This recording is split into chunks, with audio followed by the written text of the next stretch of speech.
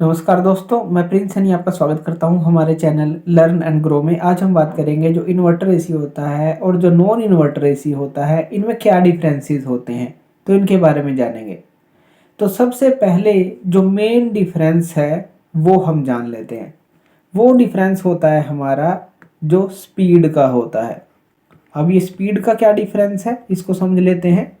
अगर inverter AC की बात करें, इसके अंदर हमारे पास वेरिएबल स्पीड होती है। वेरिएबल स्पीड का क्या मतलब है?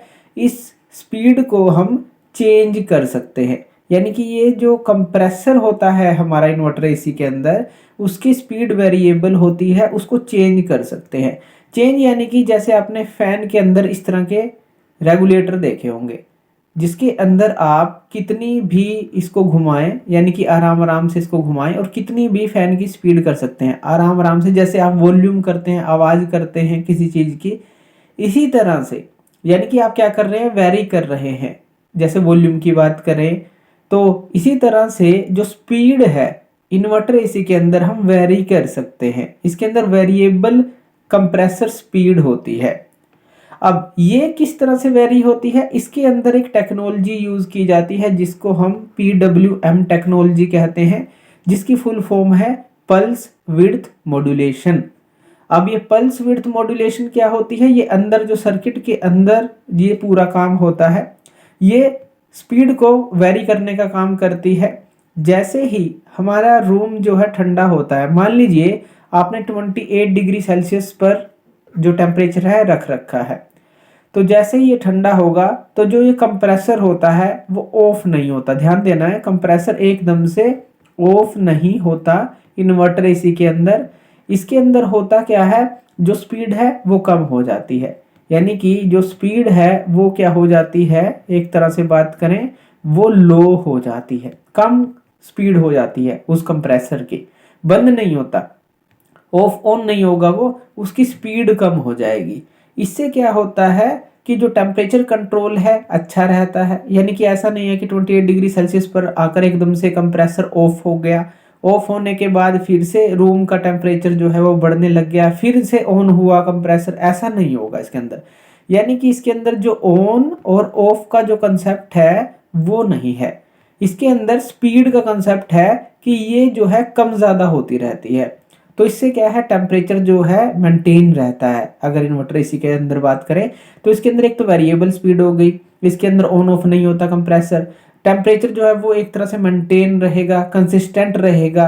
और इसके अंदर जो है, हम अगर एफिशिएंसी की बात करें तो एनर्जी एफिशिएंट ये होता है। एनर्जी एफिशिएंट क्यों होता है?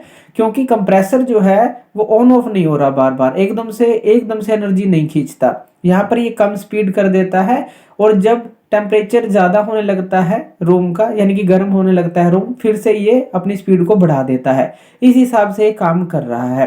तो इससे क्या होता है, ऑन ऑफ नहीं होता कंप्रेसर, और यहाँ पर जो ऑपरेशन होता है काफ़ी क्वाइटर होता है, यानी कि बहुत ही कम आवाज़ में ये ऑपरेट करता है। तो यहाँ पर ये सारा कुछ हमारा इन्वर्टर एसी के अंदर आता है। लेकिन एक चीज़ हमें यहाँ पर देखनी है, इसकी कॉस्ट, ये हमें पड़ती है हाई। जब भी आप पता करने जाएंगे मार्केट में कि प्राइस क्या है इन्वर्टर एसी का, तो जो ज़्यादा कॉस्ट इसकी मिलेगी अगर इसको कंपैरिजन करते हैं हम दूसरे एसी के साथ, यानी कि जो कि है नॉन इन्वर्टर एसी। अब नॉन इन्वर्टर एसी की हम बात कर लेते हैं। इसके अंदर जो कंप्रेसर की स्पीड होगी, अब मेन तो बात हो गई कंप्रेसर की, जो जैसा कि हमने बात की उसके अंदर अभी। तो यहाँ पर जो कंप्रेसर की स्पीड हो गई, इसके अंदर फिक्स रहती है। इसके अंदर क्या रहेगी, फिक्स रहेगी। फिक्स का मतलब क्या है, या तो वो ऑन होगा या फिर ऑफ होगा। जैसा कि आप विंडो एसी के अंदर देखते ही हैं, ज़्यादातर जो नॉन इन्वर्टर एसी होते हैं, तो उसके अंदर कंप्रेसर जो है जैसे ही टेम्परेचर जो है उसने ठंडा कर दिया, मान लीजिए रूम को जितना भी आपने सेट किया, एकदम से वो ऑफ हो जाएगा। फिर जैसे ही टेम्परेचर बढ़ने लगेगा रूम का, तो फिर उसको ठंडा करने के लिए वो फिर से ऑन हो जाएगा। यानी कि यहाँ पर क्या हो रहा है, जैसे बल्ब होता है ऑन ऑफ होता है, यानी कि एकदम से एनर्जी लेता है, एकदम से फिर ऑफ हो जाता है, एकदम से एनर्जी लेता है, एकदम से ऑफ हो जाता है। तो इससे क्या हो गई, कंप्रेसर की स्पीड जो है एक तरह से वो वेरिएबल नहीं है, वो या तो ऑन होगा या ऑफ होगा। इससे क्या होगा, फ्लक्चुएट होता है, यानी कि एक तरह से साइकिल जो है फ्लक्चुएट होती है। जैसे टेम्परेचर की ही अगर हम बात कर लें तो वो जैसे मान लेते हैं कि 28 डिग्री का हमने एग्जांपल लिया या कितना भी एग्जांपल ले लें, तो 28 डिग्री जैसे ही टेम्परेचर पहुंचेगा तो वो एकदम से जैसे आपने सेट किया है ऑफ हो जाएगा। फिर टेम्परेचर जो है यानी कि ज़्यादा होना स्टार्ट होगा, कमरा और गर्म होना स्टार्ट होगा, तो एक कंसिस्टेंसी नहीं बन पाती टेम्परेचर की, फिर से ये ऑन होगा। इस तरह से एक टेम्परेचर के अंदर भी कंसिस्टेंसी हमें देखने को नहीं मिलती। इसी तरह से अगर हम एनर्जी की बात करें तो ये लेस एफिशिएंट है। तभी कहते हैं कि जो बिल है अगर हम बात करें तो वो हमारा इन्वर्टर एसी में ठीक रहता है, यानी कि कम आता है, बिजली की खपत कम होती है। लेकिन जो नॉन इन्वर्टर एसी होती हैं वहाँ पर बिजली का बिल ज़्यादा आता है, यानी कि बिजली की खपत ज़्यादा होती है, या कहें कि लेस एनर्जी एफिशिएंट ये होता है। अब यहाँ पर क्या होता है, जैसे ऑन ऑफ होगा कंप्रेसर बार बार तो यहाँ पर आवाज़ होती है, यानी कि अगर हम कंपैरिजन करें इसका इन्वर्टर एसी के साथ, ये लाउडर होता है क्योंकि एकदम से कंप्रेसर ऑन होता है, आपने देखा भी होगा, एकदम से ऑन होता है एकदम से ऑफ होता है तो आवाज़ वहाँ पर आती है, लाउडर होता है। ऑपरेशन जो है लाउडर है, इसका ज़्यादा है, यानी कि आवाज़ ज़्यादा करता है ऑपरेशन करते समय, एकदम से ऑन ऑफ होते समय। लेकिन अगर हम इसकी कॉस्ट की बात करें तो ये कम होती है, ये लो कॉस्ट होती है अगर कंपैरिजन करते हैं इन्वर्टर एसी के साथ।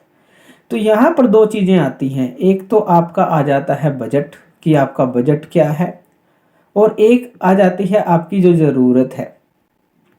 तो अगर आप ज़्यादा कॉस्ट पे कर सकते हैं, यानी कि आपके बजट में है इन्वर्टर एसी, तो आप वो ले सकते हैं। लेकिन अगर आपकी ज़रूरत कम है, यानी कि आप जो है दिन में 3 से 4 घंटे ही एसी का यूज़ करते हैं, ज़्यादा यूज़ नहीं करते, या 4 से 5 घंटे करते हैं मान लीजिए, तो वहाँ पर आप कोई भी एसी लगा लें तो वो जो है आपका जो है अकॉर्डिंग टू टाइमिंग जो है आप उसको मैनेज कर सकते हैं। लेकिन लंबे समय तक चलने वाली अगर चीज़ चाहिए आपको, यानी कि जैसे कि आप 8 घंटे 10 घंटे 12 घंटे लगातार एसी चलता है, तो वहाँ पर इन्वर्टर एसी जो है वो आपकी एनर्जी को काफ़ी बचाता है। लेकिन अगर 3 से 4 घंटे की बात करें या 2 से 3 घंटे की बात करें, अगर इतना ही एसी चलाना है तो आप नॉन इन्वर्टर एसी भी ले सकते हैं, क्योंकि उनकी कॉस्ट जो है कम होती है।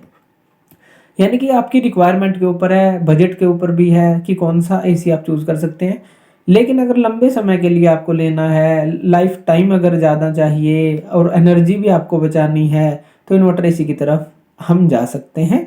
लेकिन अगर आपको रिक्वायरमेंट बहुत ही कम है, 1-2 घंटे की है और बजट भी कम है, तो हम नॉन इन्वर्टर एसी की तरफ जा सकते हैं। तो ये सिर्फ हमने कंपैरिजन करके देखा कि इनमें कंपैरिजन है क्या, तो इससे आप समझ सकते हैं कि कौन सा आप बाय करें या कौन सा आपके बजट में आता है, कौन सा आपके रिक्वायरमेंट में आता है। तो थैंक यू वीडियो देखने के लिए, और इसी तरह की वीडियोज़ के लिए आप हमारे चैनल लर्न एंड ग्रो पे हमें सब्सक्राइब कर सकते हैं। धन्यवाद।